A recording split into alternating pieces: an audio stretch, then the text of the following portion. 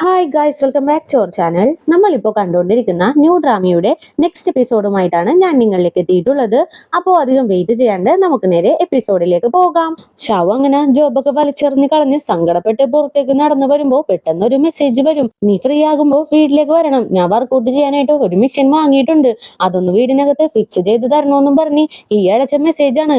ഈ ഒരു മെസ്സേജ് കാണുമ്പോൾ ഷാവിനാണെങ്കിലോ ഡബിൾ എനർജി വരും. അതിനെന്താ, ഞാനിപ്പോ ഫ്രീ ആണ്, ഇപ്പൊ തന്നെ വരാന്നും പറഞ്ഞ് ഷാവു നേരെ സിയുടെ വീട്ടിലേക്ക് വെച്ച് പിടിക്കും. സിയുടെ വീടിന് വെളിയിൽ തന്നെ ആ ഒരു ബോക്സ് ഒക്കെ ഒളിപ്പിച്ച് വെച്ച് അകത്തേക്ക് കയറി ആ ഒരു മിഷനൊക്കെ ഫിക്സ് ചെയ്തോണ്ടിരിക്കും. ഇവന്റെ ഫേസ് കാണുമ്പോൾ സിക്ക് എന്തോ ഒരു ഡൗട്ട് ആയിരിക്കും. അല്ലടാ, നിന്റെ ഫേസ് കണ്ടിട്ട് എന്തോ നീ ഓക്കെ അല്ലാത്ത പോലെ ഉണ്ടല്ലോ, എന്തെങ്കിലും പ്രോബ്ലം ഉണ്ടോ എന്ന് ചോദിക്കും. ഇല്ല സി, ഐ എം ഓക്കെ, എന്തായാലും നീ വർക്കൗട്ട് ഒക്കെ ചെയ്യണം, ഞാൻ നിന്റെ അടുത്ത് ഇത് നേരത്തെ പറയാനായിട്ട് ഇരിക്കുമായിരുന്നു, നീ എപ്പോഴും ഇരുന്നു കൊണ്ടല്ലേ ഇവിടുത്തെ വർക്കൊക്കെ ചെയ്യുന്നത്, അപ്പോൾ ഇടയ്ക്കിടയ്ക്ക് വർക്കൗട്ട് ചെയ്യുന്നത് നല്ലതാണ്, നിനക്കപ്പോ സ്റ്റാമിന കിട്ടുമെന്നും പറഞ്ഞിട്ട് പുള്ളിക്കാരൻ അവിടെ നിന്ന് ഇറങ്ങും. അങ്ങനെ ആ ബോക്സും എടുത്ത് വഴിയിലൂടെ നടക്കുമ്പോ ഫുഡ് ഡെലിവറി ചെയ്യുന്ന 2-3 പേരെ കാണും. അങ്ങനെ പുള്ളിക്കാരനും അവരെ ഇങ്ങനെ തിരിഞ്ഞു നോക്കിയാണ് പോകുന്നത്. അതേ ടൈം ഹുവാനെ കാണിക്കുന്നുണ്ട്. വീടിന്റെ പണിയൊക്കെ പെട്ടെന്ന് തീർക്കണമല്ലോ, അതുകൊണ്ട് തന്നെ റേറ്റ് കുറവില് ആരെങ്കിലും ഈ കോൺട്രാക്ട് എടുക്കുന്നുണ്ടോന്ന് ഓൺലൈനിൽ സെർച്ച് ചെയ്തോണ്ടിരിക്കും. ആ ടൈമിന് ഹുവാനയുടെ ഫ്രണ്ട് അങ്ങോട്ടേക്ക് വരും. ഈ ഒരു ഹോട്ടലിൽ വർക്ക് ചെയ്യുന്നതിന് മുമ്പ് വേറൊരു ഹോട്ടലിൽ ഹുവാന വർക്ക് ചെയ്തിരുന്നില്ലേ, അവിടെ ഒരു ഫ്രണ്ട് ഉണ്ടായിരുന്നു. ആ ഒരു ഫ്രണ്ടാണ് ഇപ്പോ ഹുവാനെ കാണാനായിട്ട് വന്നിരിക്കുന്നത്. നിനക്ക് സുഖമല്ലേടി, ഞാൻ എന്റെ ഒരു ഫ്രണ്ടിനെ കാണാനായിട്ട് ഇവിടം വരെ വന്നതാണ്, അപ്പോ ഇവിടം വരെ വന്നിട്ട് നിന്നെ കാണാണ്ട് പോകുന്നത് ശരിയല്ലല്ലോ എന്ന് വിചാരിച്ചാണ് ഇങ്ങോട്ടേക്ക് കയറിയത്. പിന്നെ ഒരു കാര്യമുണ്ട്, നമ്മുടെ ഹോട്ടലിലുണ്ടല്ലോ മരാമത്ത് ജോലി ചെയ്യാനായിട്ടൊക്കെ പുതിയ കോൺട്രാക്ട് എടുത്തിട്ടുണ്ട്. അവര് ഭയങ്കര കുറഞ്ഞ റേറ്റിലാണ് ചെയ്യുന്നത്. നിനക്ക് എന്തെങ്കിലും ഹെൽപ്പ് വേണമെങ്കിൽ എന്നെ വിളിച്ചാൽ മതി, അവരെ ഞാൻ കണക്ട് ചെയ്ത് തരാമെന്ന് ഇങ്ങനെ പറയും.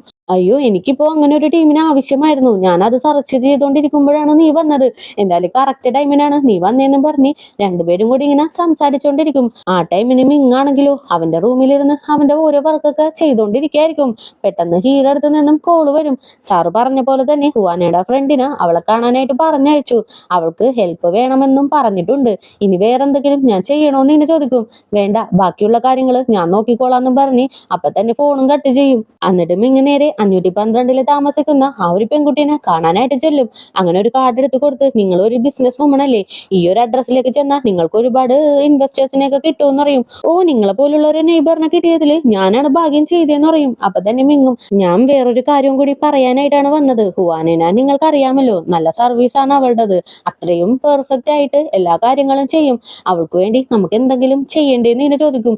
ആ, ചെയ്യണം, അവളെ എനിക്കും ഒരുപാട് ഇഷ്ടമാണ്, അവൾക്ക് വേണ്ടിയിട്ട് ഞാൻ കുറച്ച് ക്യാഷ് കൊടുത്താലോ എന്ന് ചോദിക്കും. വേണ്ട വേണ്ട, ക്യാഷ് ഒന്നും അവള് അക്സെപ്റ്റ് ചെയ്യില്ല, വേറെ എന്തെങ്കിലും അവൾക്ക് പ്രൗഡായിട്ട് ഫീൽ ചെയ്യുന്ന എന്തെങ്കിലും കാര്യങ്ങൾ നമുക്ക് ചെയ്താലോ എന്ന് ചോദിച്ചോണ്ടിരിക്കും. അതേ ടൈമിൽ ലിയാങ്ങിന്റെ ഫാദറിനെ കാണിക്കുന്നുണ്ട്. പുള്ളിക്കാരന്റെ ഏതോ ഒരു ഫ്രണ്ടിന്റെ കൂടെ സംസാരിച്ച് അകത്തേക്ക് കയറി വരുമ്പോ സെക്രട്ടറിയുടെ അടുത്ത് നിന്നും മെസ്സേജ് വരും, താൻ പ്രഗ്നന്റ് ആണ്, അതുമല്ലാണ്ട് ടെസ്റ്റ് ചെയ്ത റിപ്പോർട്ടും കൂടി ഉണ്ടെന്നും പറഞ്ഞ് ഒരു മെസ്സേജ് അയച്ചിട്ടുണ്ട്. ഇത് കാണുമ്പോൾ ലിയാങ്ങിന്റെ ഫാദറിന് ആകെ ടെൻഷൻ ആകും. ഇനി എന്ത് ചെയ്യുമെന്നും പറഞ്ഞ് ആലോചിച്ചുകൊണ്ടിരിക്കുമ്പോൾ വീണ്ടും ഒരു മെസ്സേജ് വരും. നിങ്ങൾക്കൊന്നും ചെയ്യാൻ കഴിയില്ല എന്ന് എനിക്കറിയാം, അതുകൊണ്ട് തന്നെ നിങ്ങളെ ഞാൻ ഫോഴ്സ് ചെയ്യുന്നില്ല, എന്താന്ന് വെച്ചാൽ ഞാൻ ചെയ്തോളാന്നും പറഞ്ഞൊരു മെസ്സേജും അതേപോലെ പുള്ളിക്കാരൻ നിൽക്കുന്ന ഹോസ്പിറ്റലിന്റെ ലൊക്കേഷനും കൂടി അയച്ചു കൊടുക്കും. അപ്പൊ തന്നെ ലിയാങ്ങിന്റെ ഫാദർ നേരെ ആ ഹോസ്പിറ്റലിലേക്ക് ഓടും. അവിടെ ചെല്ലുമ്പോഴോ പുള്ളിക്കാരി അബോർട്ട് ചെയ്യാനായിട്ടുള്ള മെഡിസിൻ ഒക്കെ വാങ്ങി വരുന്നതാണ് കാണുന്നത്.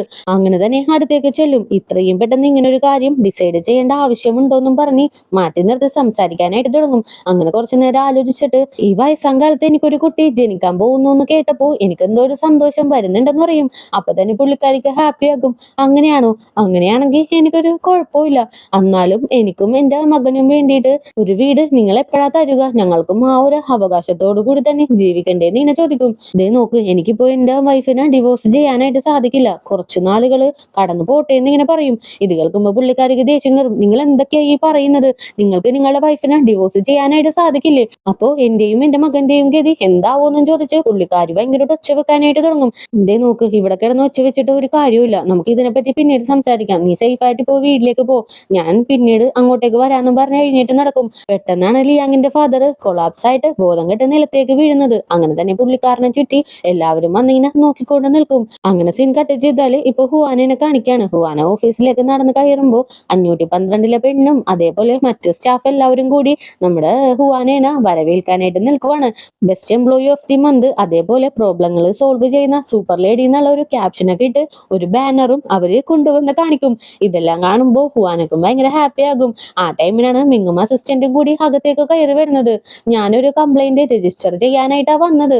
എന്തായാലും ഇവിടെ എന്തോ സെലിബ്രേഷൻ നടക്കുവല്ലേ, ഞാൻ പോയേക്കാന്ന് പറയും. എന്തായാലും ഇവിടെ ഒരു സെലിബ്രേഷൻ നടക്കുവല്ലേ, നിങ്ങൾ എന്തായാലും വാ, നമുക്കൊരു ഫോട്ടോ എടുക്കാന്നും പറഞ്ഞിട്ട് ആ ഒരു പെൺകുട്ടിയും പറയും. അങ്ങനെ 3 പേരും കൂടി നിന്ന് ആ ബാനറും വെച്ചിട്ട് ഫോട്ടോയൊക്കെ എടുക്കും. അങ്ങനെ പോകുന്നതിന് മുമ്പായിട്ട് മിങ്ങ് നേരെ ഹുവാനയുടെ അടുത്തേക്ക് വരും. ഇത് നിനക്കൊരു സെറ്റ് ബാക്ക് മാത്രമാണ്, നീ ഇനിയും ഉയരത്തിലേക്ക് പോകും, അതിന്റെ ഒരു ട്രെയിനിങ് മാത്രമാണ് ഇവിടെ ഉള്ളത്. എന്തായാലും ഞാൻ നിന്നെ ഒരുപാട് യൂസ് ചെയ്തിട്ടുണ്ട്, അതിനെല്ലാം സോറി എന്ന് പറയും. ആ ടൈമിൽ ഹുവാനയും അതൊന്നും കുഴപ്പമില്ല എന്ന് പറഞ്ഞുകൊണ്ടിരിക്കുമ്പോ തന്നെ പെട്ടെന്ന് സെക്രട്ടറിയുടെ അടുത്ത് നിന്നും കോള് വരും. ലിയാങ്ങിന്റെ ഫാദർ ദേ ഇവിടെ സ്ട്രോക്ക് വന്ന് വീണു, എനിക്ക് ആരെയും വേറെ വിളിക്കാനായിട്ട് പറ്റില്ല, അതുകൊണ്ടാണ് നിന്നെ വിളിച്ചത്. എന്റെ കയ്യിൽ ബില്ല് പേ ചെയ്യാൻ പോലും ഉള്ള ക്യാഷ് ഇല്ല, പെട്ടെന്നൊന്നും നിനക്ക് ഇങ്ങോട്ടേക്ക് വരാമോ എന്ന് ഇങ്ങനെ ചോദിക്കും.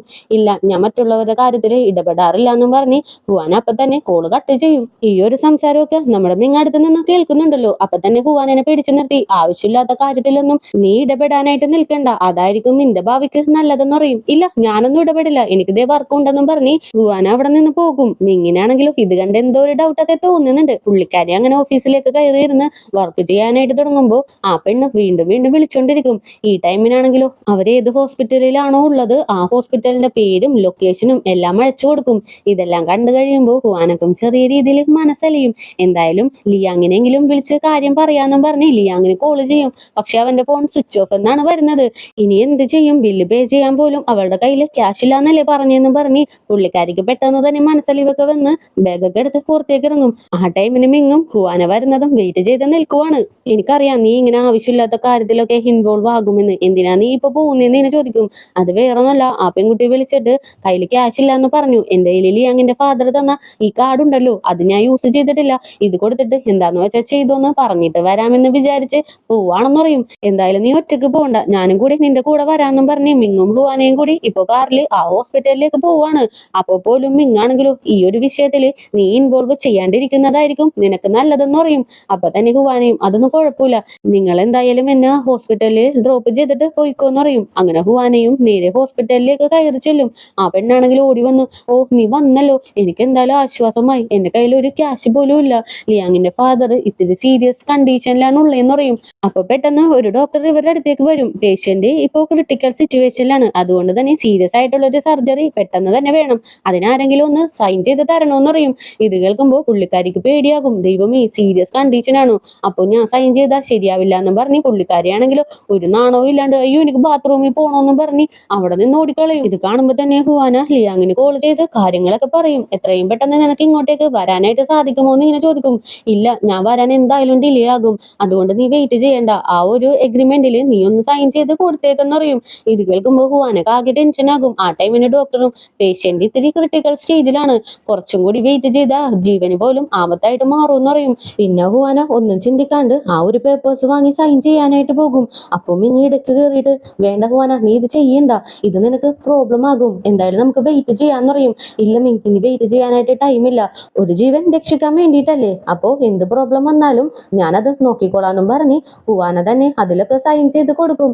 എന്തായാലും ഞാൻ പറഞ്ഞത് നീ കേട്ടില്ല, ഇനി ഇവിടെ നിൽക്കണ്ട, നമുക്ക് ബില്ല് പേ ചെയ്തിട്ട് ഇവിടെ നിന്ന് പോവാന്നും പറഞ്ഞ് ഹുവാനെയും കൂട്ടി റിസപ്ഷനിലേക്ക് പോകും. അപ്പൊ പെട്ടെന്ന് സെക്രട്ടറിയും ഹുവാനയുടെ അടുത്തേക്ക് വരും. ഈ ഒരു ക്രിട്ടിക്കൽ സ്റ്റേജിൽ നീ എന്തായാലും സൈൻ ചെയ്ത് കൊടുത്തില്ലേ, അതിന് ഒരുപാട് താങ്ക്സ് ഉണ്ട്, ക്രിട്ടിക്കൽ സ്റ്റേജ് ആണല്ലോ അദ്ദേഹത്തിന്, അതുകൊണ്ട് പേടിച്ചിട്ടാണ് ഞാൻ ഇവിടെ നിന്ന് ഓടിപ്പോയെന്ന് പറഞ്ഞുകൊണ്ടിരിക്കുമ്പോ തന്നെ ലിയാങ്ങും അമ്മയും കൂടി അകത്തേക്ക് കയറി വരും. ഹുവാനയുടെ അടുത്ത് താങ്ക്സ് പറഞ്ഞ് അമ്മയും ലിയാങ്ങും കൂടി അകത്തേക്ക് ഓടിപ്പോകും. പുറകെ ലിയാങ്ങിന്റെ ചേച്ചി വരുന്നുണ്ട്. ചേച്ചിയാണെങ്കിലും സെക്രട്ടറിനെ തള്ളിവിട്ട്, നീയും എന്റെ ഡാഡുമായിട്ടുള്ള റിലേഷൻഷിപ്പ് എന്തോരം പോകുമെന്ന് ഞാൻ വെയിറ്റ് ചെയ്ത് നിൽക്കുമായിരുന്നു, എന്തായാലും എന്റെ ഡാഡിന് ഈ അവസ്ഥ വരാൻ കാരണം നീയാണെന്നും പറഞ്ഞ് തല്ലാനായിട്ട് പോകും. അപ്പൊ തന്നെ സ്റ്റോപ്പ് ചെയ്തിട്ട്, നീ എന്നെ തല്ലരുത്, നിന്റെ ഡാഡിന്റെ കുട്ടി എന്റെ വയറ്റിൽ വളരുന്നുണ്ടെന്ന് പറയും.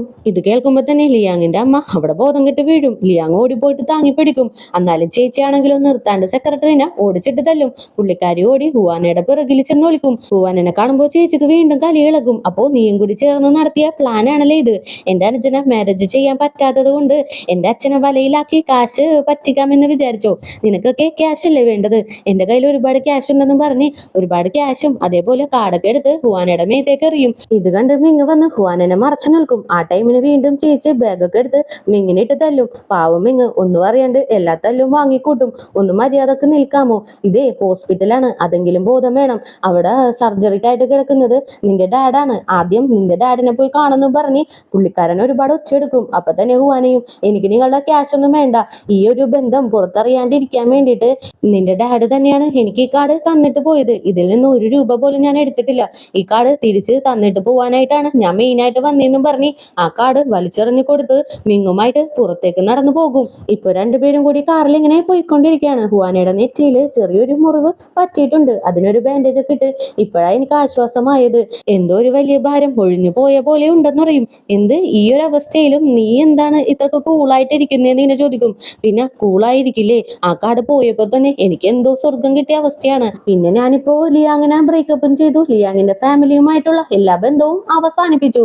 ഇത് തന്നെ വലിയൊരു തലവേദനയല്ലേ ഒഴിഞ്ഞത്. അതിനെല്ലാം കാരണം നിങ്ങളാണ്. നിങ്ങൾ എന്നെ ഇങ്ങോട്ടേക്ക് കൂട്ടിക്കൊണ്ട് വന്നില്ലായിരുന്നെങ്കിൽ ചിലപ്പോ ഇതൊന്നും എനിക്ക് ചെയ്യാനായിട്ട് പറ്റില്ലായിരുന്നു എന്നറിയും. ഓ അങ്ങനെയാണല്ലേ കാര്യങ്ങളുടെ കിടപ്പ്. അങ്ങനെയാണെങ്കിൽ എനിക്ക് ചിലവ് വേണമെന്നറിയും. ആ ഓക്കെ, നമുക്ക് ഒരുമിച്ച് ലഞ്ച് കഴിക്കാന്ന് പറഞ്ഞ് ഹുവാനെ ഇപ്പൊ ഒരു ചെറിയ റെസ്റ്റോറന്റിലേക്ക് മിങ്ങിനെയും കൂട്ടി വരും. അങ്ങനെ ഒരു നൂഡിൽസ് ഒക്കെ ഓർഡർ ചെയ്ത് മിങ് ആ നൂഡിൽസ് കഴിക്കാനായിട്ട് പോകുമ്പോൾ ഹുവാനെ ആണെങ്കിലോ അങ്ങനെയല്ല ഈ നൂഡിൽസ് കഴിക്കേണ്ടത്, ഞാൻ പറഞ്ഞു തരാന്നും പറഞ്ഞ് ആ ഒരു ബൗള് വാങ്ങി ആ ഒരു നൂഡിൽസ് ഭയങ്കരമായിട്ട് കലക്കി കലക്കി മിങ്ങിന്റെ കയ്യിലേക്ക് കൊടുക്കും. ഇങ്ങനെയാണ് കഴിക്കേണ്ടത്. വലിയ വലിയ റെസ്റ്റോറന്റിൽ പോയാൽ മാത്രമേ നല്ല ഫുഡ് കിട്ടൂ എന്നുള്ള ചിന്തയൊക്കെ മാറ്റി വെക്കാം. ഇങ്ങനെയുള്ള ചെറിയ റെസ്റ്റോറന്റിൽ നിന്നും അടിപൊളി ടേസ്റ്റ് ഉള്ള ഫുഡൊക്കെ കിട്ടും. ഈ ഒരു റെസ്റ്റോറന്റിന്റെ പ്രത്യേകത എന്താണെന്ന് അറിയാമോ? പാരമ്പര്യം മാറാണ്ട് കൈകൊണ്ട് തന്നെ നൂഡിൽസ് ഉണ്ടാക്കിയാണ് കുക്ക് ചെയ്യുന്നത്. അതുകൊണ്ട് തന്നെ സൂപ്പർ ടേസ്റ്റ് ആയിരിക്കും. എന്തായാലും എന്റെ കയ്യിൽ നിന്നേ 500 രൂപ കൊടുത്താണ് ഈ നൂഡിൽസ് വാങ്ങിയത്. എന്തായാലും നന്നായിട്ട് കഴിക്കുന്നറിയും. നീ എപ്പോഴാണ് ഈ ക്യാഷിന്റെ കാര്യം പറയുക എന്നേ ഞാൻ വെയിറ്റ് ചെയ്തിരിക്കുമായിരുന്നു. എന്തായാലും കറക്റ്റ് ആയിട്ട് പറഞ്ഞല്ലോ എന്നും പറഞ്ഞ് രണ്ടുപേരും കൂടി ഇരുന്ന് നൂഡിൽസ് ഒക്കെ കഴിക്കും. അതിനുശേഷം മിങ് തന്നെ ഹുവാനേനെ വീട്ടിലേക്ക് ഡ്രോപ്പ് ചെയ്യും. എന്തായാലും ഒരുപാട് താങ്ക്സ് ഉണ്ട്, നിങ്ങൾ കാരണമാണ് എന്റെ തലയിലുള്ള വലിയൊരു ഭാരം ഒഴിഞ്ഞത്. എന്തായാലും ഗുഡ് നൈറ്റ് എന്നും പറഞ്ഞ് ഹുവാന നടന്നു പോകും. ആ ടൈമിനാണ് ഷാന മാഡത്തിന്റെ അടുത്ത് നിന്നും മിങ്ങിന് കോള് വരുന്നത്. പുറത്തുനിന്ന് ഒരു എംപ്ലോയിനെ ഇങ്ങോട്ടേക്ക് വിടുന്നുണ്ടെന്നാണ് പറഞ്ഞത്. അയാളെങ്ങാനും വന്നു കഴിഞ്ഞാല് എന്റെ ജോലിക്കും നിന്റെ ജോലിക്കും വലിയൊരു ആപ്പായിരിക്കും.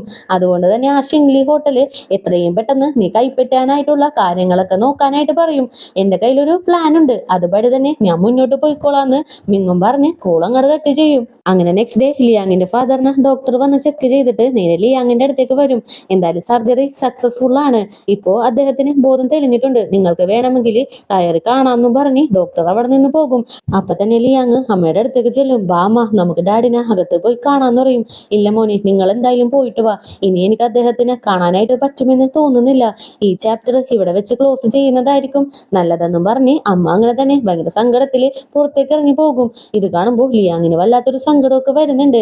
അപ്പൊ തന്നെ ചേച്ചിയും വാടാ, എന്തായാലും നമുക്ക് പോയി ഡാഡിനെ കാണാന്നും പറഞ്ഞ് നേരെ അകത്തേക്ക് കയറി ചെല്ലും. ലിയാങ്ങിനെ കാണുമ്പോ തന്നെ എത്രയും പെട്ടെന്ന് നീ ഹുവാനക്ക് കോള് ചെയ്, എന്നിട്ട് സ്പീക്കറിൽ ഇടുന്ന ഡാഡും പറയും. അങ്ങനെ അതേപോലെ തന്നെ ലിയാങ്ങും ചെയ്യും. മോളെ, നിന്റെ അടുത്ത് എത്ര താങ്ക്സ് പറഞ്ഞാലും മതിയാവില്ല എന്ന് എനിക്കറിയാം. സർജറിക്ക് ഒരു അരമണിക്കൂർ വൈകിയാൽ പോലും ഞാൻ ജീവനോട് കൂടി ഇന്നിവിടെ ഉണ്ടാവില്ലായിരുന്നു. എന്റെ ജീവൻ നിലനിർത്തിയത് നീയാണ്. നീ കറക്റ്റ് ടൈമിന് സൈൻ ചെയ്തില്ലായിരുന്നെങ്കിൽ ഞാൻ ചിലപ്പോ ഈ ഒരു ദിവസം കാണില്ലായിരുന്നു. നിന്നെ നിന്റെ പാരന്റ്സ് നല്ല രീതിക്ക് വളർത്തിയിട്ടുള്ളത്. അത്രയും നല്ലൊരു പെൺകുട്ടിയാണ് നീ. നിന്നെ മനസ്സിലാക്കാനായിട്ട് ഞങ്ങൾക്ക് സാധിച്ചില്ല. അത് ഞങ്ങളുടെ ഭാഗത്ത് നിന്ന് വന്ന ഫോൾട്ടാണ്. എന്തായാലും ഞാനൊരു ഗിഫ്റ്റ് അയച്ചു തരട്ടെ? നീ അക്സെപ്റ്റ് ചെയ്യില്ല എന്ന് എനിക്കറിയാം. എന്നാലും എൻ്റെ ഒരു സന്തോഷത്തിന് വേണ്ടിയിട്ട് ഒരു ഗിഫ്റ്റ് ഞാൻ അയച്ചു തരട്ടെ? നീ അത് അക്സെപ്റ്റ് ചെയ്യുമോ എന്ന് ഇങ്ങനെ ചോദിക്കും. ഇതെല്ലാം കേട്ടിട്ട് ലിയാങ്ങിനാണല്ലോ സങ്കടവും ദേഷ്യവും എല്ലാം കലർന്നിങ്ങനെ വന്നുകൊണ്ടിരിക്കുകയാണ്. അപ്പൊ തന്നെ ഹുവാനയും വേണ്ടെങ്കിൽ ഞാനും ലിയാങ്ങുമായിട്ട് ഓൾറെഡി ബ്രേക്കപ്പ് ചെയ്ത് കഴിഞ്ഞു. ഇനി ആ ഒരു ബന്ധം മുന്നോട്ട് കൊണ്ടുപോകാനായിട്ട് എനിക്ക് താല്പര്യമില്ല.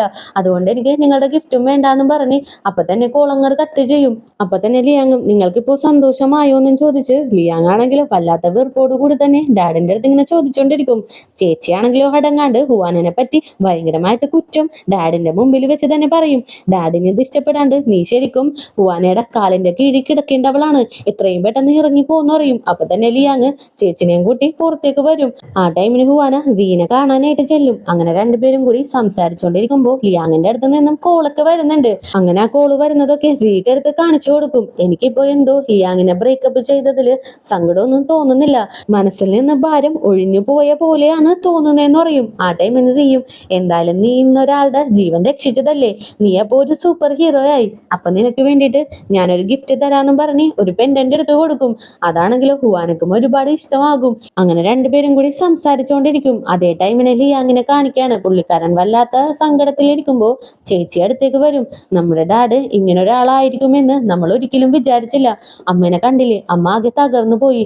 ഇനി സ്വത്തിന്റെ കാര്യമൊക്കെ എന്താകുമോ എന്തോ. ബിസിനസിനെ കുറിച്ചൊന്നും നമുക്ക് അറിയില്ലല്ലോ. സ്വത്തൊക്കെ നമുക്ക് പിരിച്ചു തരുമോ, എങ്ങനെയായിരിക്കും പിരിക്കുക, നിനക്ക് എന്തെങ്കിലും ഐഡിയ ഉണ്ടോ എന്ന് ചോദിക്കും. എനിക്കൊന്നും അറിയില്ല ചേച്ചി, നമ്മുടെ കുടുംബം പിരിഞ്ഞു പോവരുത്, അത് മാത്രമേ എനിക്ക് ആഗ്രഹമുള്ളൂ എന്ന് പറയും. അപ്പൊ തന്നെ ചേച്ചി, അങ്ങനെയാണെങ്കിൽ നീ ഒരു പണി ചെയ്, ഹുവാനേന നമ്മുടെ ഡാഡിന് ഇപ്പോ ഒരുപാട് ഇഷ്ടമല്ലേ, നീ എങ്ങനെയെങ്കിലും അവളോട് സംസാരിച്ച് അവളെ മാരേജ് ചെയ്യാനായിട്ടുള്ള വഴി നോക്കെന്ന് പറയും. എനിക്ക് എന്ത് ചെയ്യണമെന്ന് അറിയില്ല ചേച്ചി, ഓൾറെഡി ഞങ്ങൾക്കിടയിൽ ബ്രേക്കപ്പ് നടന്നു കഴിഞ്ഞു. എന്നാലും എനിക്ക് അവളോട് പ്രത്യേക സ്നേഹമുണ്ട്, പക്ഷെ അവൾക്ക് എന്നോട് ആ സ്നേഹമില്ല. അപ്പൊ പിന്നെ ഞാൻ എങ്ങനെ അവളെ മാരേജ് ചെയ്യുമെന്ന് പറഞ്ഞ് ലിയാങ് ഭയങ്കര സങ്കടത്തിലിരിക്കും. അതേ ടൈം ഹുവാന വർക്കെല്ലാം കഴിഞ്ഞ് വീട്ടിലേക്ക് നടന്നു വരുമ്പോ നമ്മുടെ ഷാവാണെങ്കിൽ ഒരുപാട് പച്ചക്കറിയുമായിട്ട് നടന്നു വരുന്നത് കാണും. എന്താടാ നീ ഇപ്പോ വെജിറ്റബിൾസ് ഒക്കെ വാങ്ങി വന്നത്, അതിന്റെ ആവശ്യമൊന്നും ഇല്ലായിരുന്നല്ലോ എന്ന് പറയും. കുഴപ്പമില്ല ചേച്ചി, എന്നാലും ഇരിക്കട്ടെ എന്ന് വിചാരിച്ച് ഞാൻ ചുമ്മാ വാങ്ങിയതാന്ന് പറയും. അപ്പൊ തന്നെ ഹുവാന, അല്ലടാ നിന്റെ വർക്കെല്ലാം എങ്ങനെ പോകുന്നു എന്ന് ഇങ്ങനെ ചോദിക്കും. നല്ല രീതിയിൽ പോകുന്നുണ്ടെന്ന് പറയും. ഇപ്പോഴും അവന്റെ ജോലി പോയ കാര്യം ഹുവാനയുടെ അടുത്ത് പറയുന്നൊന്നുമില്ല. അങ്ങനെ രണ്ടുപേരും കൂടി വീട്ടിലേക്ക് കയറി ചെല്ലുമ്പോ അമ്മയും അച്ഛനും ഭയങ്കര സങ്കടത്തിലാണ് ഇരിക്കുന്നത്. ഓൾറെഡി ഈ വീട് ഗവൺമെന്റ് എടുക്കുമെന്ന് പറഞ്ഞല്ലോ, പക്ഷെ ഇപ്പോ ഈ ഒരു പ്ലാൻ ഗവൺമെന്റ് ഡ്രോപ്പ് ചെയ്തു. ഈ കാര്യം അങ്ങനെ തന്നെ രണ്ടുപേരുടെ അടുത്ത് പറയും. അങ്ങനെ അമ്മ വല്ലാണ്ട് സങ്കടത്തിലിരിക്കുവാണ്. എന്തായാലും ഇതോടുകൂടി തന്നെ ഇന്നത്തെ എപ്പിസോഡും കൂടി ഇവിടെ അവസാനിപ്പിക്കുകയാണ്. നെക്സ്റ്റ് എപ്പിസോഡുമായിട്ട് എത്രയും പെട്ടെന്ന് തന്നെ വരുന്നതായിരിക്കും. അപ്പോൾ പുതിയ കൂട്ടുകാരെങ്കിലും നമ്മുടെ ഈ ചാനൽ വിസിറ്റ് ചെയ്തിട്ടുണ്ടെങ്കിൽ സബ്സ്ക്രൈബ് ചെയ്ത് കൂടെയുള്ള ബെല്ലൈക്കണും കൂടി എനേബിൾ ചെയ്ത് വെച്ചേക്കുക. കൂടെ തന്നെ വീഡിയോക്ക് ഒരു ലൈക്കും വീഡിയോനെ കുറിച്ചുള്ള അഭിപ്രായങ്ങൾ കമന്റിലൂടെയും അറിയിച്ച് ഞങ്ങളെ സപ്പോർട്ട് ചെയ്യുക. അപ്പോൾ നെക്സ്റ്റ് എപ്പിസോഡുമായിട്ട് വരുന്നവരേക്കും tata bye bye, see U.